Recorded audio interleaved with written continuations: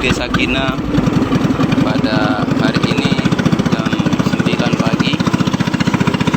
Posko Desa Kina pada saat ini kondisinya sudah tenggelam ya.